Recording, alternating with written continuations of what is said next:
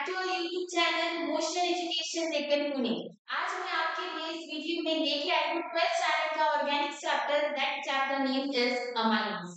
तो आज इस वीडियो में आपको मेरे साथ साथ सारे क्वेश्चन सॉल्व करने हैं step by step, one by one. Clear? So let's begin the lecture and we'll see what is the first question. Which from the following amines forms corresponding alcohol liberating dinitrogen when treated with mixture of NO2? यहाँ पे underline कर दीजिए उसको NaNO2 and HCl। Okay, चलो आपको मान लेते हैं कि इस रिएक्शन में क्या करना है नहीं समझ में आ रहा है। क्लियर? कि रिएक्शन कैसे लिखनी है वो भी नहीं समझ में आ रहा है।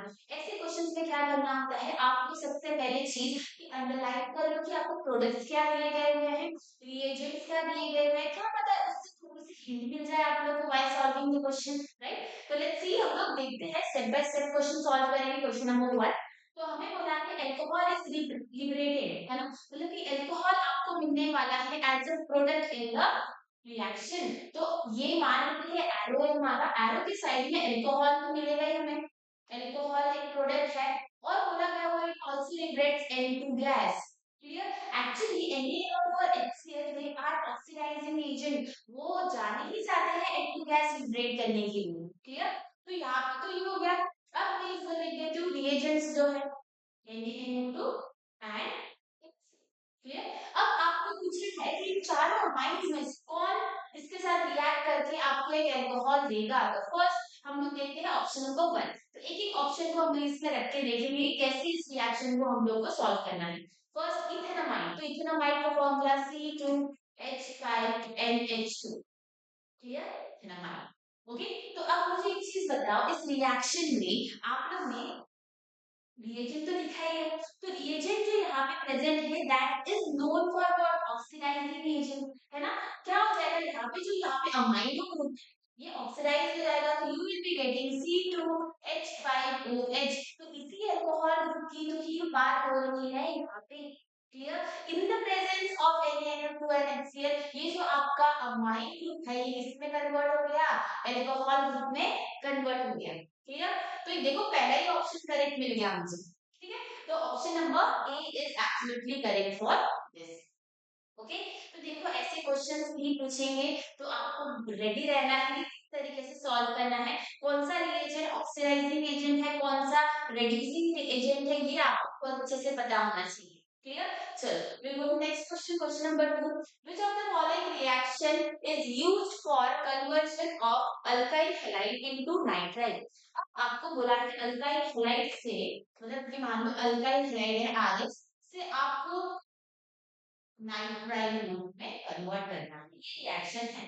कौन सा मैं रिएजेंट यूज करूंगी? ओके, तो एक्चुअली ये चीज थोड़ी सी थियोरेटिकल पार्ट में आती है, ये आपको लर्न करना है कि कौन से रिएजेंट्स आपको क्या प्रोडक्ट देते हैं। तो यहाँ पे आपको नाइट्राइल के बारे में बात की हुई है, ठीक है, यहाँ पे नाइट्राइल के बारे में बात की हुई है। तो जो हैलाइड ग्रुप है वो नाइट्राइल में कब चेंज होता है, जब आप कौन सा रिएजेंट यूज करते हो। कैसे, कौन सा आंसर होगा, इन the presence of alcoholic KCl, alcoholic KCl। Clear? तो इसको हम लोग बहुत अच्छे से लिख दिया है मैंने यहाँ पे, देखो अल्कोहलिक KCl। अगर इसी अल्कोहलिक KCl की जगह अगर AgCl यूज कर रही हूँ तो वो मुझे आइसोनाइट्राइल देगा। ओके, तो चलो मेरे साथ साथ आपको अभी एक चीज याद करनी है, फटाफट हम लोग एक चीज याद कर लेते हैं कि अगर KCl के प्रेजेंस में आपको नाइट्राइल मिलेगा, AgCl अगर मिलेगा तो आपको आइसोनाइट्राइल मिलेगा, NC वाला प्रोडक्ट मिलेगा। क्लियर? तो इस टॉपिक से हम लोग ने थियोरेटिकल चीज भी लर्न कर ली है कि कौन से रिएजेंट के प्रेजेंस में हम लोग को क्या प्रोडक्ट मिलता है। क्लियर? वेरी इंपॉर्टेंट क्वेश्चन देखो 2025 में पूछा गया हुआ है।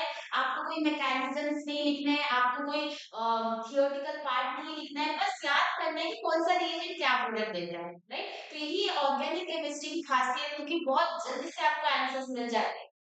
क्लियर? आपको फिजिकल केमिस्ट्री की तरह सॉल्व नहीं करना पड़ता है। क्लियर? चलो next question is question number 3। Amine having highest boiling point is, अब बॉइलिंग पॉइंट पूछा गया हुआ है, वो भी हाईएस्ट बॉइलिंग पॉइंट।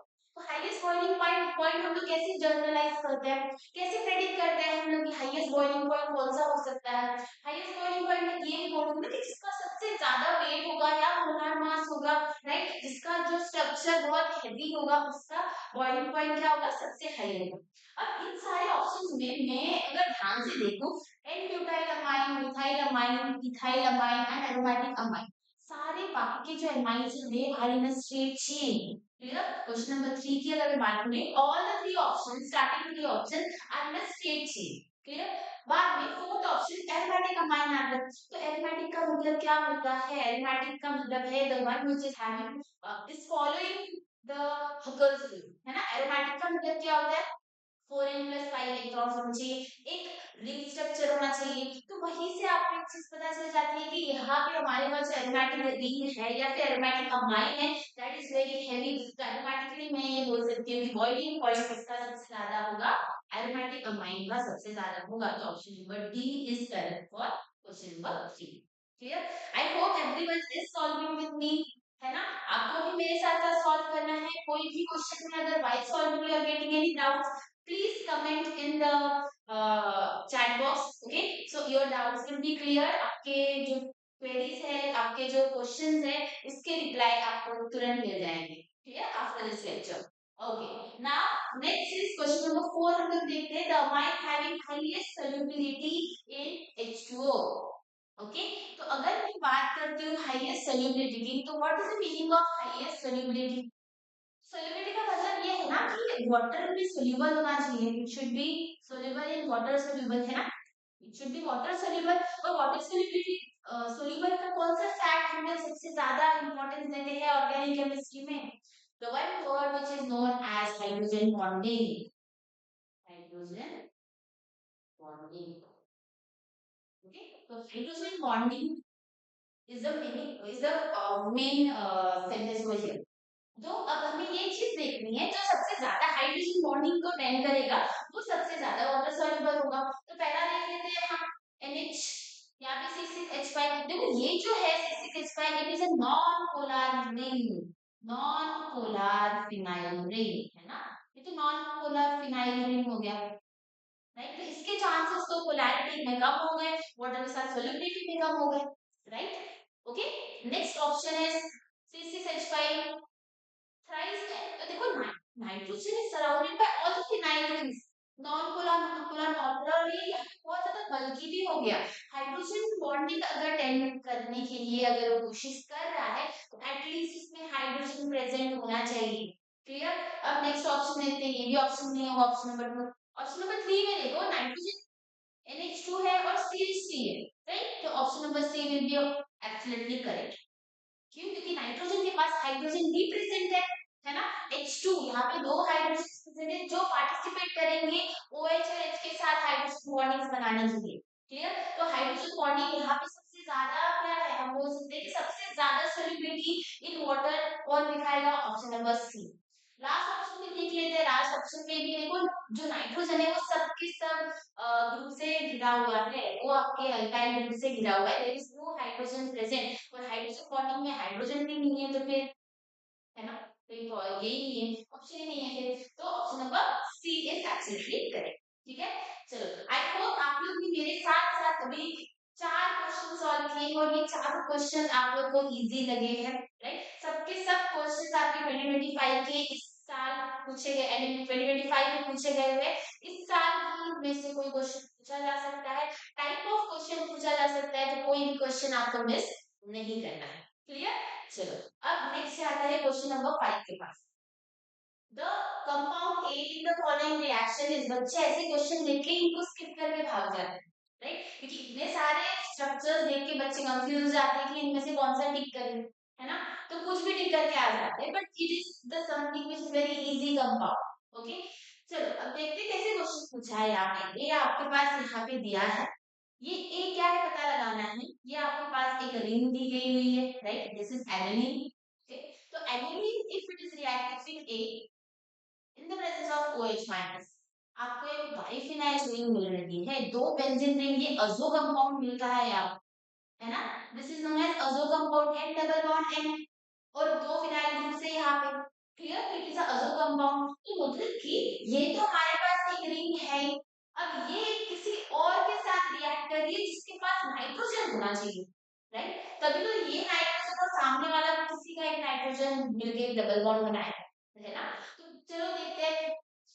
मैंने जो हिंट दिया उसके हिसाब से this and this will be not correct, है ना, क्योंकि मैंने आपको क्या बताया कि अगर यहाँ पे डबल बॉन्ड बन रहा है नाइट्रोजन नाइट्रोजन, तो दूसरा जो हमारे पास फिनाइल रिंग प्रेजेंट है जिसके पास नाइट्रोजन प्रेजेंट है वो होनी चाहिए, है ना। तो ऑप्शन में ये दो दिख रहे हैं। ओके, अब इन दोनों में से कौन हमारा एब्सोल्युटली करेक्ट आंसर होगा? तो यहाँ पे जब इसमें प्रेजेंट, यहाँ पे इस रिएक्शन के थ्रू इस रिएक्शन में जा रहे हैं, तो इन दोनों में से कौन सा, क्या आपको पता लग रहा है कि what is this known as, this is absolutely correct, ये ऑप्शन नहीं होगा। देख N2 है यहाँ पे हमारे पास, क्लियर, तो हमारे पास दो नाइट्रोजन तो होने ही चाहिए ना।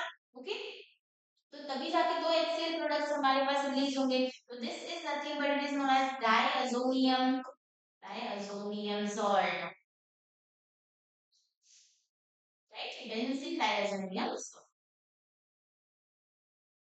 ओके, तो ये आपका करेक्ट आंसर है। इसमें देखो आपको मैकेनिज्म लिखने की, again I will say you have to write the mechanism, right. The thing is कि आपको पता होना चाहिए कि रिएजेंट की वजह से कौन सा प्रोडक्ट आपको मिल रहा है ऑर्गेनिक केमिस्ट्री में। Clear, I hope this question is clear to everyone. आपको बस ये चीज याद रखनी थी कि सामने वाले कंपाउंड में भी नाइट्रोजन प्रेजेंट होना चाहिए, तभी जाके उसका नाइट्रोजन और ये वाले कंपाउंड का नाइट्रोजन मिलके अजो कंपाउंड बनेगी। क्लियर, तो वैसे ऑप्शन हमारे पास दो ही थे, इसमें से option number B is correct. Next question is question number 6, identify the product of the following reaction. Anything दिया है, देखो चलो बताओ, ये तो आपको अब तक आ जाना चाहिए। जो क्वेश्चन अभी तक हम लोग ने किए थे, जो क्वेश्चन हम लोग ने अभी तक किए हैं, एनीथिंग रिएक्ट हो रहा है NaNO2 प्लस, क्लियर, ये जब इसके साथ रिएक्ट होगा, तो अभी हम लोग ने थोड़ी देर पहले क्वेश्चन नंबर 1 सॉल्व किया था, राइट। वहां पे क्या हुआ था, आपको अल्कोहल प्रोडक्ट मिल रहा था, उसे सामने से उन्होंने बोल दिया था, और आपके पास अमाइन ग्रुप था। तो अमाइन ग्रुप जब इसके साथ रिएक्ट करेगा, आपको क्या निकलने वाला है, what you are going to get, tell me. पहले तो स्टेप बाय स्टेप अगर जाएंगे तो आपको एक डायazonium कंपाउंड मिलेगा N2Cl, राइट। फिर उसके बाद ये OH माइनस के साथ रिएक्ट करेगा, तो फाइनली आपको निकाला फिनॉल, है ना। तो ये तो पूरा स्टेप रिएक्शन मैंने लिख दिया है यहाँ पे, मतलब डायरेक्ट भी लिख सकती थी, अमाइन से डायरेक्ट अल्कोहल मिल रहा है आप लोग को, है ना। देखो पहले वाले क्वेश्चन से इस क्वेश्चन का हिंट मिल गया मुझे, क्लियर। देखो all the questions which came in 2025 are related to 2024, right. इसलिए ऑर्गेनिक केमिस्ट्री में maximum questions are related to PYQs only. तो प्लीज पीवाईक्यूज को थोड़ा सा हल्के में मत लो प्लीज। क्यों? क्योंकि पीवाईक्यूज से ही मैक्सिमम क्वेश्चंस पूछे जाते हैं, और सारे क्वेश्चंस पीवाईक्यूज से ही रिलेटेड होते हैं, है ना। तो ये 2024 का क्वेश्चन हो गया, तो क्वेश्चन 1 था जो हमने सॉल्व किया, दैट वाज 2025, दोनों का सेम कॉन्सेप्ट था, क्लियर। ओके, तो option number D is correct. तो ये पूरी रिएक्शन जो मैंने आपके सामने लिखी है, that is the whole mechanism. पहले क्या बनेगा, पहले अमाइन है आपके पास, then there will be a formation of diazonium compound, right, diazonium compound,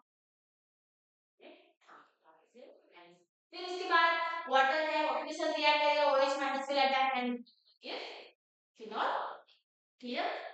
Next is question number 7, which among the following has higher basic strength? Okay, आपको बोला गया हुआ है हायर बेसिक स्ट्रेंथ पूछी गई हुई है। तो हायर बेसिक स्ट्रेंथ का मतलब क्या होता है, आपने इक्विलिब्रियम चैप्टर से पढ़ा है, राइट। ओके, इसी पीवाईक्यू सीरीज में 12th की पीवाईक्यू सीरीज में आप लोग को आयनिक इक्विलिब्रियम का भी एक वीडियो मिलेगा, वहां पे भी आप देख सकते हो कि बहुत सारे क्वेश्चंस मैंने सॉल्व करवाए थे पीवाईक्यूज के। तो वहां से थोड़ा सा हम लोग यहाँ पे थोड़ा इंफॉर्मेशन लेते हैं। बेसिक स्ट्रेंथ की मैं बात कर लूं तो आई टॉकिंग अबाउट केबी, अगर केबी की वैल्यू अगर सबसे ज्यादा है तो that it is the highest base, right, it is highly basic, ये ले सकते हो। ओके, तो आपको ये तो रिलेशन पता ही होगा, P K B is equal to minus log of K B. देखो सारे इक्विलिब्रियम लिख रही हूं मैं यहाँ, nothing is written which you don't know, है ना। कहीं ना कहीं तो आप लोगों ने ये चीज पढ़ी हुई है, ये रिलेशनशिप पढ़ा गया हुआ है आपने, P K B is equal to minus log of K B. तो यहाँ पे एक चीज हाईलाइटेड क्या है कि जिसकी केबी की वैल्यू सबसे ज्यादा होगी उसका बेसिक स्ट्रेंथ भी सबसे ज्यादा होगा। क्लियर? तो यहाँ पे देखो सबसे पहले मिथेनमाइन, मिथेनमाइन, प्रोपेंटियोमाइन, फिनाइल मिथेनमाइन। तो अगर मुझे गेस करना हो कि किसको हाईली बेसिक स्ट्रेंथ है तो how I will guess the one which is aromatic, right? बाकी सारे के सारे मेरे पास मैं बोल सकती हूँ ना that is something which is having a straight chain. यहाँ पे एरोमेटिसिटी की वजह से what happens, it will be having the higher basic strength. Clear? Phenyl phenyl methylamide देखो ये हो गया CH2। ओके, इसका Kb का वैल्यू सबसे ज्यादा रहेगा and it will be known as highly basic compound. Okay, चलो next question is question number 8। Identify the substrate A in the following conversion. A पता लगाना है हम लोग को यहाँ पे, तो ए इनमें से कौन सा, आपको बता दें CH3I एक्सिस में यूज किया गया हुआ है, एक्सिस में। और आपको क्या मिल रहा है, आपको क्वार्टरनरी अमोनियम आयन मिल रहा है, या फिर मैं बोल सकती हूँ क्वार्टरनरी अमोनियम हैलाइड मिल रहा है यहाँ पे।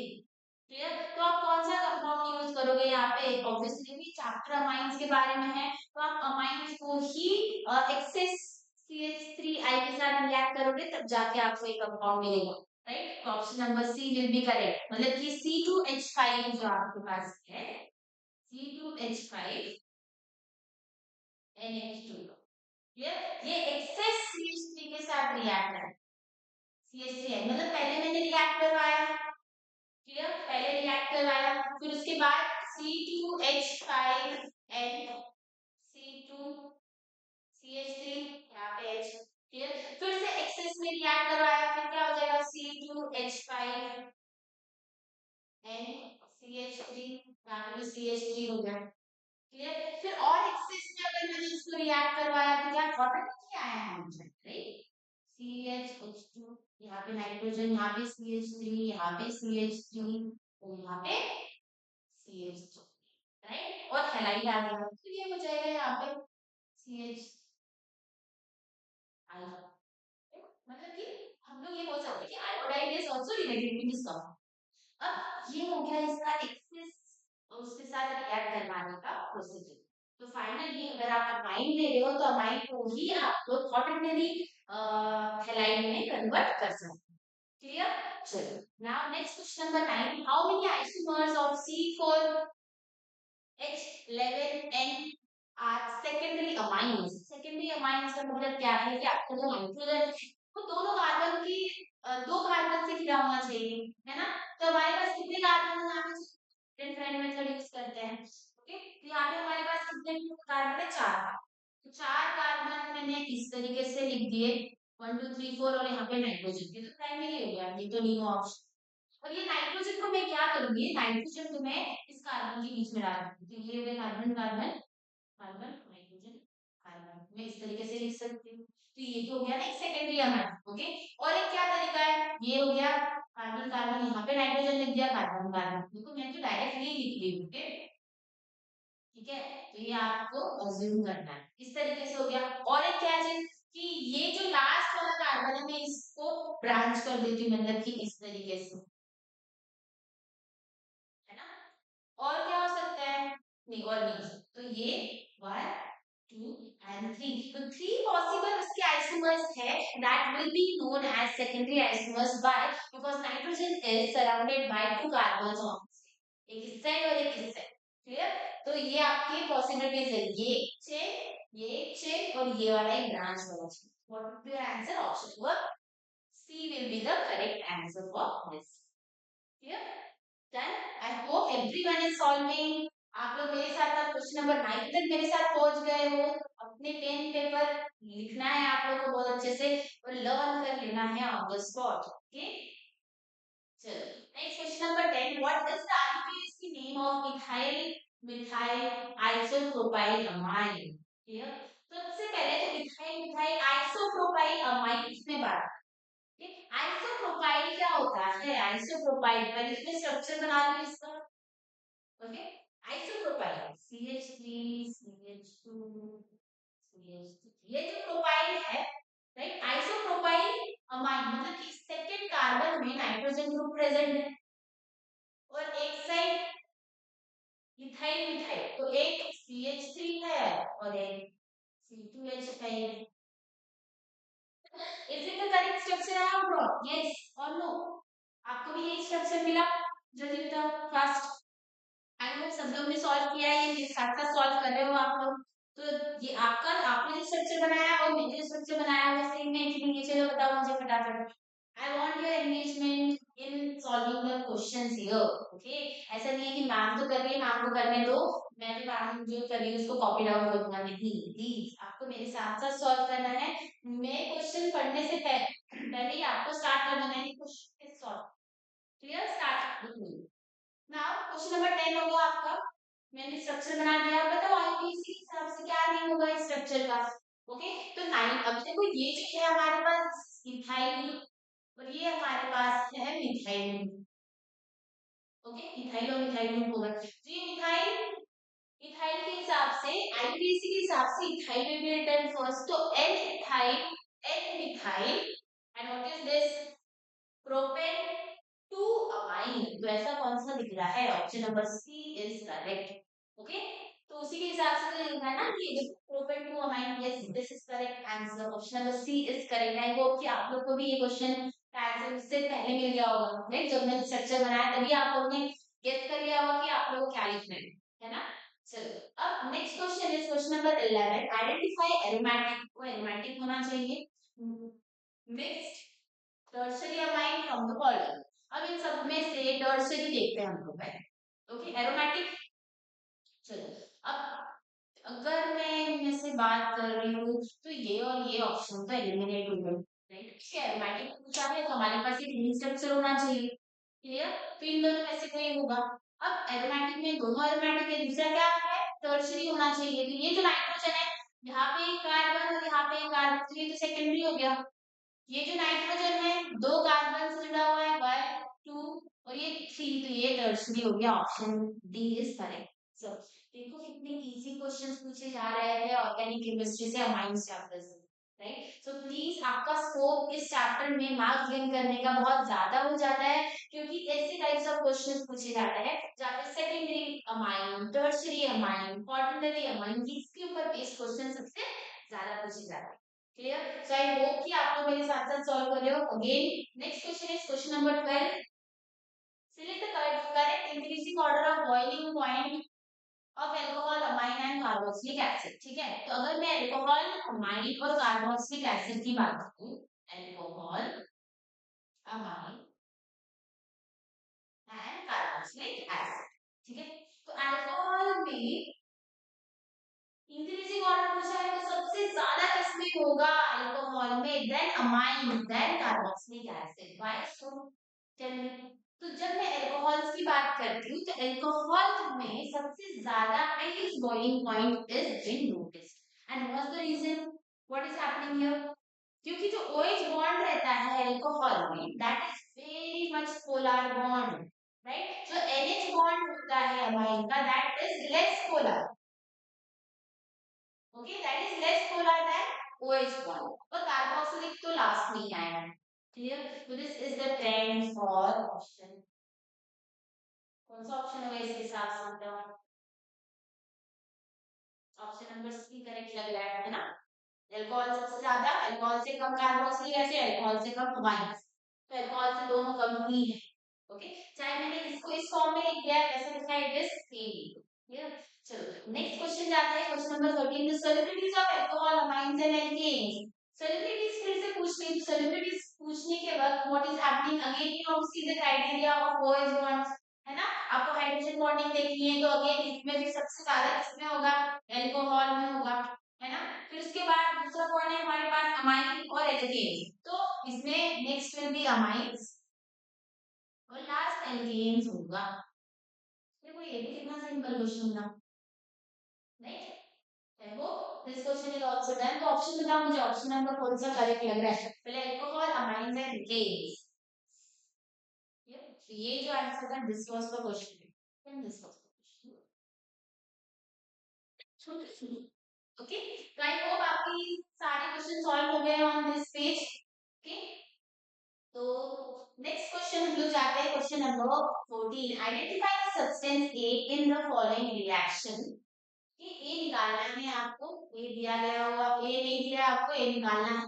मॉइस्ट Ag2O एल्कीन मिल रहा है आपको, एल्कीन।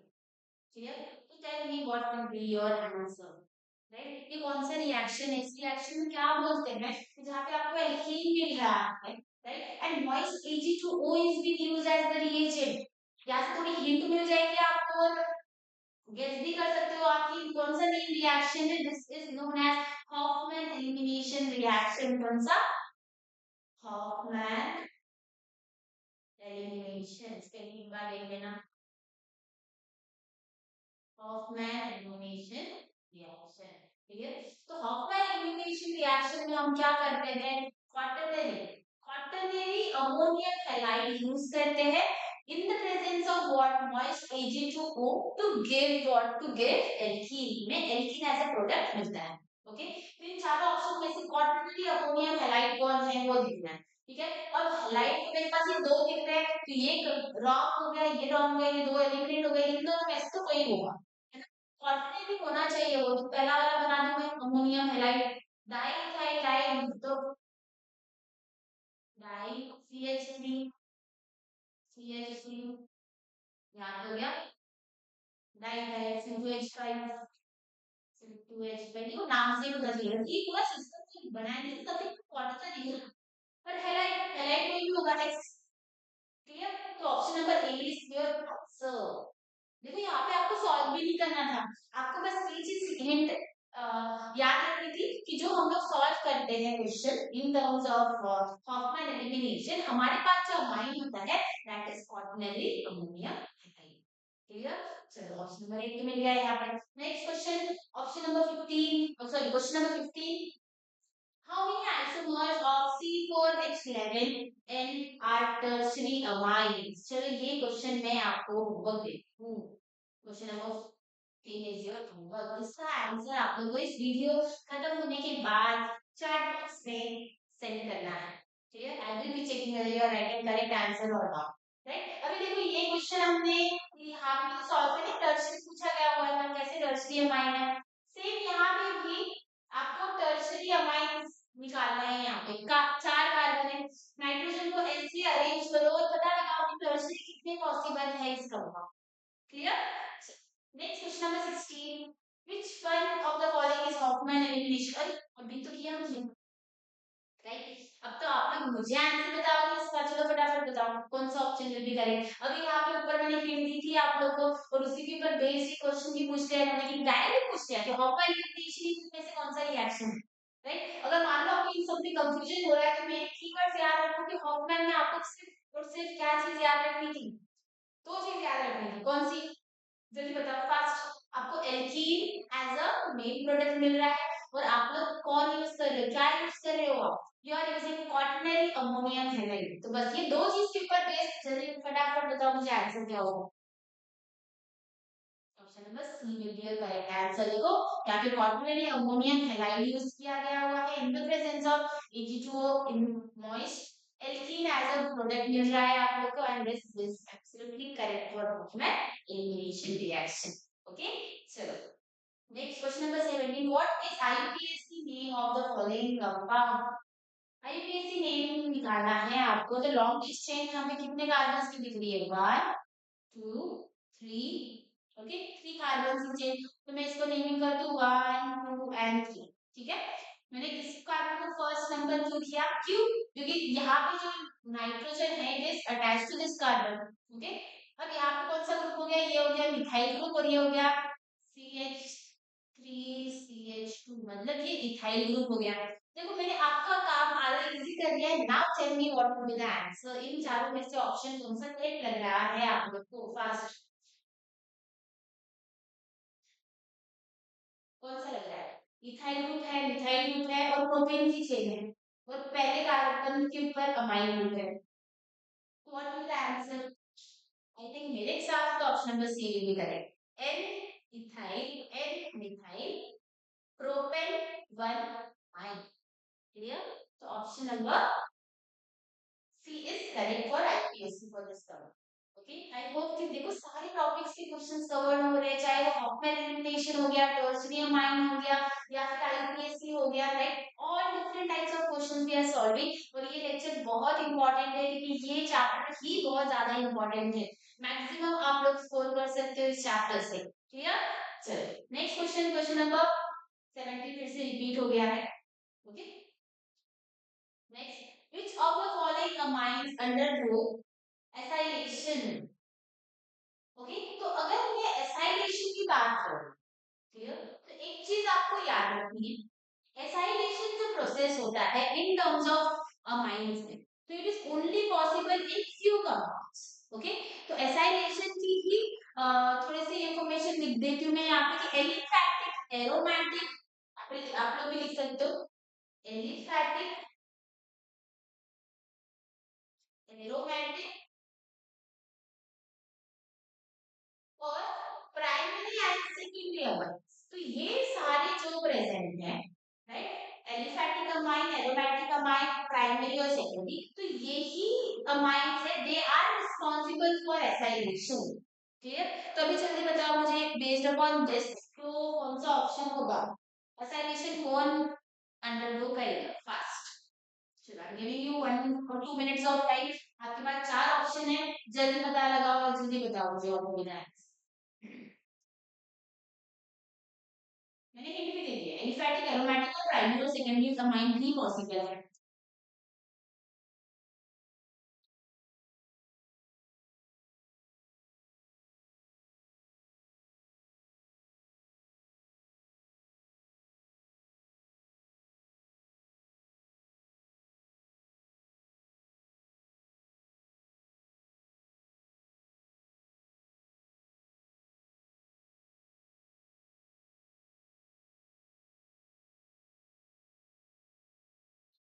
तो आई होप आप लोगों ने सारे कंपाउंड्स के स्ट्रक्चर बना के चेक कर लिया होगा कि कौन सा प्राइमरी और सेकेंडरी या aromatic, aliphatic, right. So first ethyl dimethyl amine, N methyl aniline, N comma N dimethyl methanamine, N comma N dimethyl aniline, कौन सा ऑप्शन है इसमें बताओ फर्स्ट, आप लोग को कौन सा आंसर मिला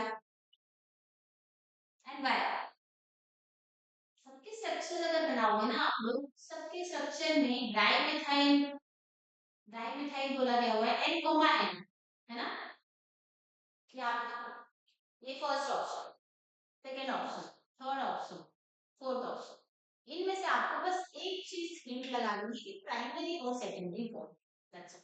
एलिफैटिक सारे दिख रहे हैं मुझे, एरोमेटिक कोई है नहीं, राइट। तो अगर अभी एलिफैटिक है तो इनमें से कौन सा स्ट्रक्चर विल बी प्राइमरी और सेकेंडरी, राइट। तो according to this option number, बता दो, आई होप आपने सॉल्व किया होगा, I was waiting for your answer. I will take the answer, no problem. Option number B is correct. N-methyl aniline. Clear? This is nothing but ये secondary amine है. Okay? तो यहाँ पे जो हमारे पास N-methyl aniline है, that is a secondary amine, and that's the reason कि वो आंसर होगा. बाकी के सारे अगर देखेंगे तो tertiary ही कहलाएंगे। अगर आप structures बनाओ, इसके structures बना के देखो, this is tertiary, this is also tertiary, and this is also tertiary. Clear? So N-methyl amine is secondary. चलो बहुत दे दिया टाइम इस क्वेश्चन को। Next question number 19 is identify the name of compound from the following. ये compound दिया गया हुआ है, देखो यहाँ पे आपके पास दो कंपाउंड्स है, NH2 भी है यहाँ पे और SO3H, राइट। ये पूरे कंपाउंड को क्या नाम बोला जाता है, क्या नाम होता है? कहीं दिखा है आपको ये कंपाउंड, इसका आईपीएससी नेम आपने याद कर लिया, कॉमन नेम आपने इसका याद कर लिया, कौन सा ये एसिड है? This is a kind of acid जहाँ पे अमाइन NH2 ग्रुप और SO3 sulphur SO3H sulphonic group है वो भी प्रेजेंट है। When this both the groups are present, this is known as acid, which is sulfamylic acid. Okay, तो इस compound को स्ट्रक्चर को हम लोग सल्फोनिक एसिड बोलते हैं। क्लियर? चलो नेक्स्ट क्वेश्चन है, question number 20, identify A in the following reaction. बहुत सिंपल, देखो ध्यान से। Okay, lithium aluminium hydride is converting the compound into ethanamide, ठीक है, तो इथेनामाइड में कन्वर्ट हो रहा है। तो यहाँ पे ये क्वेश्चन नंबर 20, आपके पास एक कंपाउंड है ओके, लिथियम अल्यूमिनियम हाइड्राइड के प्रेजेंस में जो इथेनामाइड बन रहा है मतलब CH3CH2NH2। क्लियर? तो लिथियम अल्यूमिनियम हाइड्राइड आपको तो पता है ना, it is a reducing agent, वो सामने वाले को रेड्यूस कर लेगा। तो इसका मतलब कि अगर मेरे पास कोई कंपाउंड है ए में तो उसके पास तो ऑक्सीजन प्रेजेंट होना चाहिए, तभी तो वो ऑक्सीजन हाइड्रोजन में कन्वर्ट हो जाएगा, है ना। तो मतलब ऐसा कार्बन जिसके पास कार्बन ऑक्सीजन होना चाहिए। क्लियर? और वो इथेनामाइड होगा तो मैं क्या लिख सकती हूँ यहाँ पे, जो सेकेंड कार्बन था उसके पास ऑक्सीजन था, अब ये कन्वर्ट हो जाएगा CH।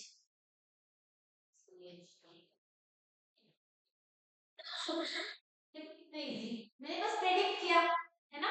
तो आपको इसमें मेजर रोल क्या है, लिथियम एल्यूमिनियम हाइड्राइड का पता होना चाहिए आपको कि ये रेड्यूसिंग एजेंट है या ऑक्सीडाइजिंग, राइट। अगर रेड्यूसिंग एजेंट है तो अगर यहाँ पे CH2 कंपाउंड है, इसका मतलब कि यहाँ पे हाइड्रोजन मिल चुका है इसको। तो इन चारों में से कौन सा ऐसा ऑप्शन है जहाँ पे कार्बन के पास ऑक्सीजन प्रेजेंट है, वही आंसर होगा। तो ऑप्शन नंबर ए तो नहीं होगा और ऑप्शन नंबर डी भी नहीं होगा, है ना। तो बच्चा आपके पास बी और सी में से option number B will be correct. क्यों? क्योंकि यहाँ पे दो कार्बन है, तभी तो आपको इथेनामाइड मिला। यहाँ पे आपके पास तीन कार्बन है, ओके। तो आपको तो ज्यादा कार्बन मिल जाएंगे तो प्रोडक्ट में तो दो ही चाहिए, तो option number B will be correct. Okay, चलो next question number 21, identify the final product on ammonolysis of benzyl chloride followed by the reaction with 2 moles of CH3I। देखो यहाँ पे 2 moles of CH3I क्या क्या हुआ है, what is the meaning of this, मतलब कि CH3I जो है हमारे पास मतलब ये हम लोग एक्सेस में यूज करें, ओके। तो यहाँ पे चलो देखते हैं हम लोग, यहाँ पे रिएक्शन दिख रही है आपको, do anyone knows what is the reaction, कैसे लिखोगे आप इस रिएक्शन को, चलो फटाफट मेरे साथ रिएक्शन लिखते हैं आप लोग। क्वेश्चन नंबर 21 की रिएक्शन है, ओके क्वेश्चन 21। तो यहाँ पे बेंजाइल क्लोराइड बोला है, तो बेंजाइल क्लोराइड बना दो C6H5CH2Cl benzyl chloride. 2 moles of CH3I के साथ रिएक्ट कर ले। पहले तो एमोनोलाइसिस हो रहा है इसका, ठीक है। तो एल्कोहलिक मतलब NH के साथ NH3 के साथ रिएक्ट होगी तो क्या मिलेगा आपको, C6H5CH2NH2, ठीक है, ये प्रोडक्ट मिल गया। अब ये प्रोडक्ट किसके साथ रिएक्ट किया है, 2 मोल्स ऑफ CH3I के साथ रिएक्ट किया है। इसका मतलब क्या, कि जो नाइट्रोजन के पास दो हाइड्रोजन ग्रुप है वो CH3 से रिलेट हो जाएंगे। C6H5CH2 यहाँ पे हो जाएगा CH3, यहाँ पे हो जाएगा CH। That's all। देखो आप लोगों ने एक्सेस वाले तो बहुत ही ज्यादा किए हुए हैं, इनमें से कौन सा ऑप्शन लग रहा है आप लोगों को correct, option number D is absolutely correct, ठीक है। मैंने एनालिसिस किया, मैंने जो प्रोडक्ट मिला उसको मैंने 2 मोल्स और CH3I के साथ रिएक्ट करवाया था कंपाउंड में, ठीक है। चलो next question, question number 22, identify A and B in the following reactions। Clear? अब CH3Br AgNO3 के साथ रिएक्ट कर रहा है, ओके।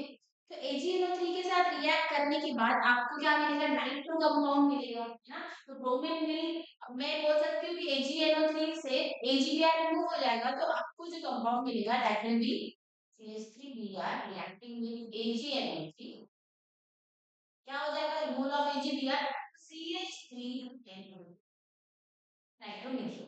क्लियर? इधर ध्यान दो, इतना समझ में आया, राइट। तो फर्स्ट आप लोग ने ए कैलकुलेट कर लिया है यहाँ पे। अब नेक्स्ट स्टेप आपका क्या है, टू कैलकुलेट बी। अब SN HCl की प्रेजेंस, आगे SN और HCl की प्रेजेंस में आपको क्या मिलेगा, what will you get, ये बहुत ज्यादा जाना जाता है, जो O2 है right, it will get what reduced, CH3NH2 reducing agent है, राइट। तो आपको मिल गया दिस इज ए, ये हो गया ए और ये हो गया बी, राइट। चलो बताओ इनमें से ऑप्शन नंबर कौन सा होगा, option number B is correct, ठीक है। क्वेश्चन नंबर 22 भी हमने सॉल्व कर लिया, आई होप आप लोग ने भी सॉल्व कर लिया है मेरे साथ साथ, ओके। चलो नेक्स्ट क्वेश्चन नंबर 23 पढ़ो, चलो फास्ट।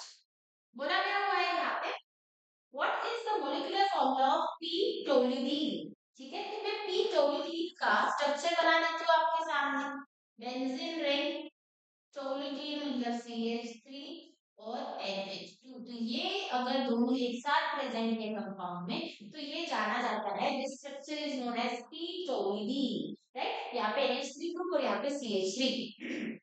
अब आपका ये टास्क है, मैं आपको टास्क दे रही हूँ, मैंने स्ट्रक्चर तो सामने ड्रॉ कर दिया है, पर अब कार्बन आप लोग काउंट करो, नंबर ऑफ हाइड्रोजन काउंट करो, नाइट्रोजन काउंट करो। ठीक है, देखो नाइट्रोजन कहीं ना कहीं तो मुझे एक ही दिख रहा है, और आसान कर देती हूँ, दो नाइट्रोजन है तो ये ऑप्शन तो कट हो गए, इन दोनों में से कोई एक ऑप्शन दो। ठीक है, देखो मैंने आपको ये आधा क्वेश्चन, आधा नहीं पूरा ही क्वेश्चन सॉल्व कर दिया, आपको सिर्फ नंबर ऑफ कार्बन हाइड्रोजन और नाइट्रोजन काउंट करने हैं और कौन से फॉर्मूले में फिट बैठ रहे हैं वो देखना। ओके, चलो नेक्स्ट क्वेश्चन नंबर 24 पे हम मूव करते हैं। What is the molecular formula of cyclohexylamine, right. Cyclohexylamine मतलब साइक्लोहेक्साइलमाइन, दिस इज साइक्लोहेक्साइलमाइन, ये आपका स्ट्रक्चर है, राइट। साइक्लोहेक्साइलमाइन में कितना सिंपल स्ट्रक्चर है, आपको ये पूछा है मॉलिक्यूलर फार्मूला, अगेन आपको इसमें क्या करना है, नंबर ऑफ कार्बन हाइड्रोजन और नाइट्रोजन काउंट करने हैं। चलो फटाफट मुझे क्वेश्चन नंबर 23 और क्वेश्चन नंबर 24 का आंसर बताना है fast. I am waiting for your answers. Structure आपके सामने दिए दोनों के।